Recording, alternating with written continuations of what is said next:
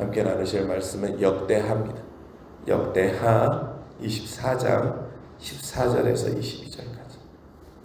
역대하 24장 14절에서 22절까지.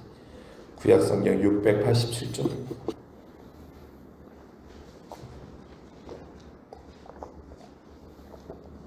역대하 24장 14절에서 22절까지의 말씀. 구약 687쪽의 말씀. 우리 이 말씀 한 절씩 교독으로 읽도록 합니다. 공사를 마친 후에 그 남은 돈을 왕과 여호와에다 앞으로 가져왔으므로 그것으로 여호와의 전에 쓸 그릇을 만들었으니 곧 섬겨 제사 드리는 그릇이며 또 숟가락과 금은 그릇들이라. 여호야다가 세상에 사는 모든 날에 여호와의 전에 항상 번제를 드렸더라. 여호야다가 나이가 많아 늙어서 죽으니 죽을 때에 130세라.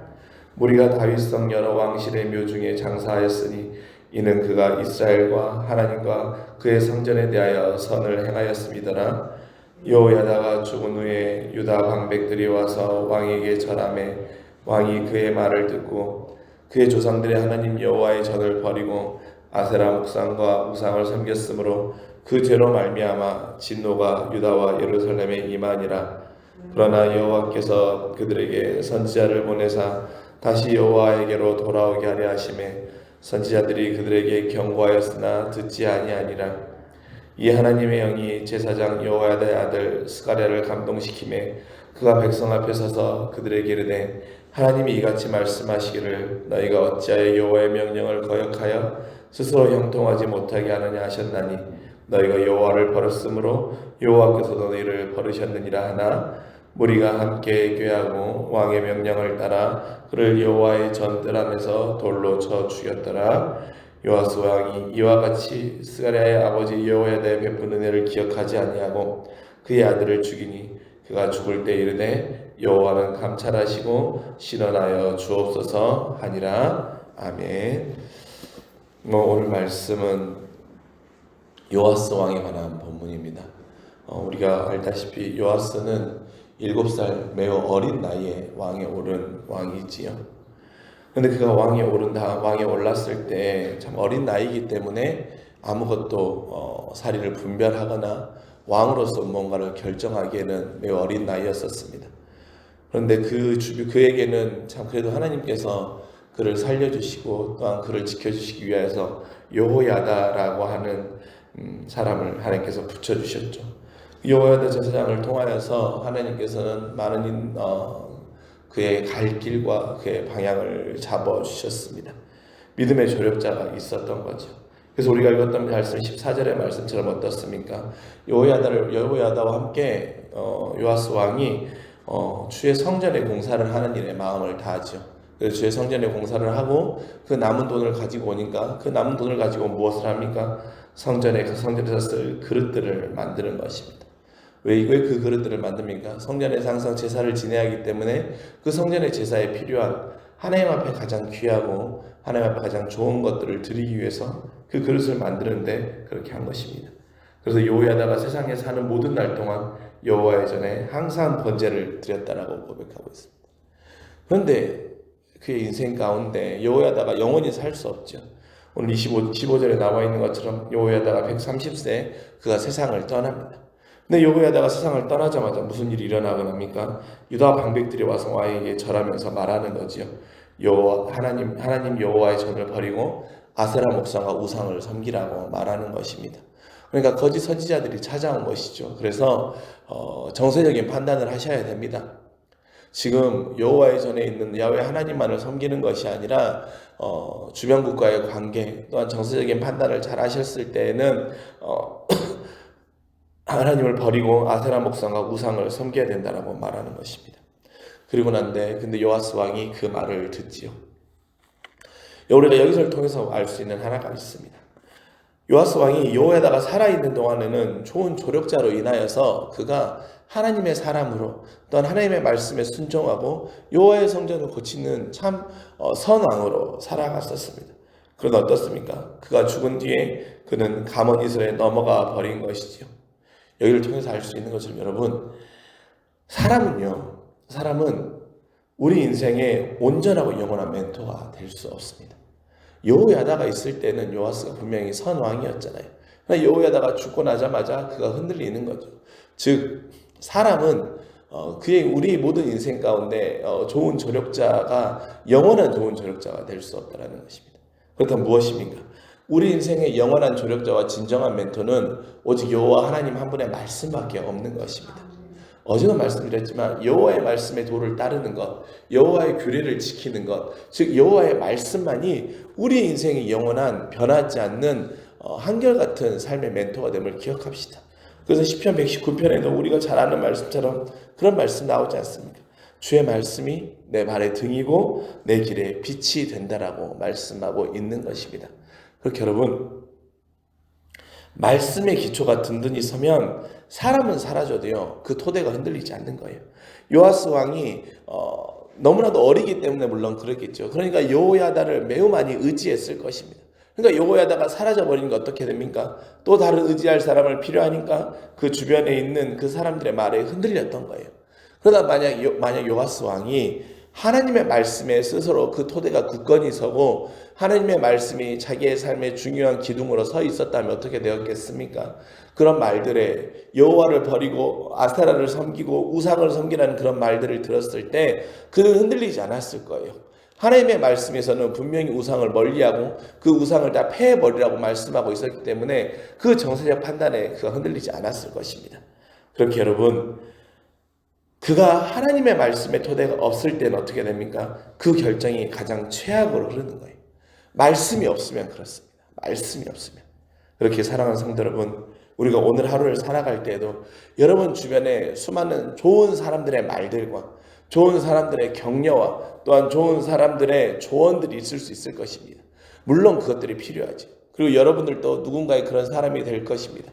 그런데 여러분, 그것보다 더 중요한 것은 우리가 사람의 말로 조언을 얻고 위로를 얻고 힘을 얻는 것보다 가장 중요한 것은 오직 우리 아버지 하나님의 말씀이 우리 인생의 영원한 멘토가 되는 것이고 오직 아버지 하나님의 말씀만이 우리 인생에 변하지 않는 바른 길이 됨을 기억하시고 오늘도 말씀을 우리의 인생의 좋은 멘토로 삼을 수 있는 우리 모두가 되기를 간절히 소망합니다.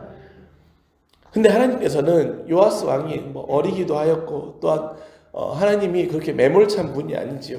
그래서 하나님께서 여호와 하나님께서 어떻습니까? 19절의 말씀에 나오는 것처럼 선지자를 보내서 여호와께 돌아오라고 하는 기회를 분명히 주세요. 그렇지 않습니까? 기회를 주는데 어떻게 합니까? 선지자들이 그를 경고하였으나 듣지 않는 거예요. 듣지 않죠. 그리고 또 한 번은 하나님께서 애통하는 마음으로 한 번에 더 기회를 주십니다. 여호야다의 아들 스가랴의 마음을 감동시켜서 이렇게 하였기 때문에 여호와께서 너희를 버리신다라고 말씀하고 계십니다. 그렇잖아요. 그런데 어떻습니까? 이 말씀 가운데는 하나님이 그렇게 버린다라고 말씀하실 때는 그런 말을 들었을 때라도 그 마음을 돌이키라고 하는 하나님의 경고이고 하나님의 사랑이 담겨 있죠. 그런데 어떤 선택을 해버립니까? 스가랴를 죽이지요. 스가랴 맺을 돌로 쳐 죽이는 끔찍한 일을 진행하는 거예요. 근데 여러분, 그렇게 했을 때 요아스의 마지막 인생의 모습이 어떻게 됩니까? 요아스도 결국에는 25절의 말씀에 보면 어떻습니까? 요아스가 크게 부상함에 적군이 그를 버리고 간 후에 그의 신하들이 그의 제사장 여호야다의 아들의 피로 말미암아 반역하여 그를 침상에서 쳐 죽인 거예요. 그리고 다윗의 성에 장사했으나 왕들의 묘소에는 장사하지 않게 되는 거예요. 즉 요아스는 어떻게 되었습니까? 스가랴를 죽였던 그의 피로 말미암아 결국엔 그도 죽게 되는 거예요. 그리고 그가 왕임에도 불구하고 어떻게 됩니까? 왕들의 묘실에는 들어가지 못하게 되는 것입니다. 여러분, 우리가 이러한 모습을 통해서 볼 수 있는 모습들이 있지요. 요아스 스스로는 어쩔 수 없는 선택이라고 말할 수 있을 거예요. 내가 어린 나이에 왕도 되었지. 이제 나를 지켜주었던 나의 좋은 영적인 스승이었던 여호야다도 사라져버렸지. 그리고 주변에 수많은 사람들이 나의 권력을 흔들어대는데 내가 어떻게 할 수 있었겠냐. 결국에 이 선택은 어쩔 수 없는 선택이었다라고 그는 스스로 말할 수 있을 것입니다. 내가 여호야다 없이 선택할 수밖에 없었다. 정세적 판단 때문에 이것이 최선이라고 말할 수 있었다 라고 말할 수 있습니다. 그러나 결국 그 길이 어떤 길이었습니까? 사는 길인 것 같지만 결국에 그가 죽는 길이었던 거예요. 여러분, 무엇입니까? 어쩔 수 없다라고 말하는 그 타협하는 신앙 있잖아요. 타협하는 신앙과 어쩔 수 없는 선택이었어라고 말하는 그 길이 사실 하나님 보시기에는 기쁨의 길이 아니라는 거예요. 하나님이 기뻐하시는 길이 아니라는 것입니다. 여러분, 우리가 갈렙과 여호수아 너무나도 잘 알고 있지 않습니까? 갈렙과 여호수아도 어쩌습니까? 그들이 가나안을 정탐하였을 때 어쩔 수 없었어요. 너무나도 많은 키가 큰 이들이 있었고 자신들과 봤을 때는 너무나도 우월한 능력을 가진 이들이 있었기 때문에 그 갈렙과 여호수아를 제외한 나머지 정탐꾼들이 말하는 우리가 들어갈 수 없다. 들어가면 다 죽게 돼버린다. 어쩔 수 없는 상황 아니냐라고 하는 그 말이 사람들의 생각은 어떻습니까? 매우 합리적인 말이고 매우 현실적인 이야기였습니다. 그러나 갈렙과 여호수아는 어쩔 수 없다라고 하는 현실적이고 합리적인 말을 들었던 것이 아니라 무엇을 의지하였습니까? 하나님께서 약속하셨던 그 말씀을 의지하였기 때문에 그들은 그 말씀을 의지하고 들어갔을 때 가나안을 얻을 수 있었던 그 은혜를 우리가 잘 알고 있지 않습니까? 무엇입니까? 그러니까 여러분, 우선 말씀드린 요하산에 말씀이 없었기 때문에 그런 일이 일어나지만 말씀이 있다라고 하는 것, 말씀을 의지한다라고 하는 것은 말씀은 타협하지 않는 신앙이라는 거예요. 어쩔 수 없는 게 없다라는 거예요. 여러분, 말씀을 굳게 의지하면요 어쩔 수 없는 건 없어요. 타협하지 않게 되는 거예요. 사단은요 계속 우리의 마음을 미혹하는 거예요. 야, 현실이 어쩔 수 없는 거 아니냐? 야, 이 정도는 타협하면서 살아가는 것이 살아가면서 미덕인 거야. 아니, 너 말고 다른 이들도 신앙생활하면서 그 정도의 타협은 나면서 살아가 라고 말하지만 여러분, 요아스 왕도요 오늘 말씀에 나오는 것처럼 그에게 와가지고 아세라 목상과 우상을 섬기라고 처음에 말했을 때 그라고 처음부터 그런 말을 들었겠습니까? 계속해서 와서 그 이야기를 하고 여러 가문이서를 듣다 보니까 내가 어쩔 수 없다. 이제 더 이상 내가 내 믿음을 지킬 수 없다라고 넘어가 버렸지만 결국에는 그의 인생을 보면 이런 비극적인 결말이 나오고 있지 않습니까? 여러분, 어쩔 수 없지 않은 믿음의 나약함이 나와 하나님을 멀어지게 하는 거예요. 그리고 여러분, 오늘 어쩔 수 없지라고 하는 그 믿음, 그 신앙으로 살아갈 때 요아스의 결과를 우리가 우리의 신앙의 경고와 교훈으로 만날 수 있기를 간절히 소망합니다. 그럼에도 불구하고 세상은 어쩔 수 없지라고 말하지만 나는 말씀의 길을 간다고 할 때 그 길 가운데 형통이 있음을 기억하는 우리 모두가 될 수 있기를 간절히 소망합니다. 오늘도 분명 사단은 수많은 사람들의 말들과 또한 수많은 사람들의 환경과 또한 처지를 통하여서 우리를 넘어뜨리려고 할 것입니다. 우리를 미혹할 것입니다. 또한 우리를 세상과 함께 타협하려고 할 것입니다. 그러면서 내 스스로의 정당화를 만들어 줄 것입니다. 그러나 여러분, 그것에 넘어가지 마십시오.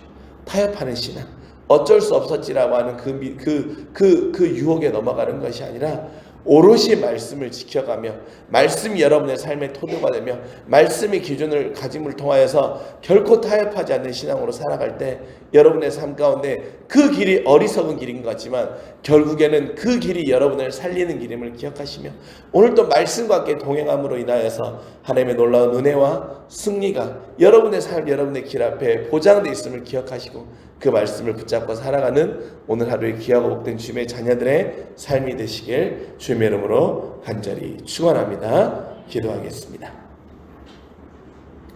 사랑이 많으신 아버지 하나님, 우리의 삶 가운데 결코 사람은 나의 인생의 온전한 멘토가 될 수 없음을 오늘 말씀을 통해 만납니다. 하나님, 요아스에게 여호야다 제사장이라고 하는 인간적인 좋은 멘토가 있었지만 결국에 그가 세상을 떠나버리자 그도 사람들의 말에 흔들려서 아세라 목상과 우상을 섬겼던 것처럼 우리 안에 말씀의 기초와 말씀이라고 하는 영원히 변하지 않는 멘토가 없을 때에는 우리도 이와 같은 어리석은 길로 갈 수밖에 없음을 보게 됩니다.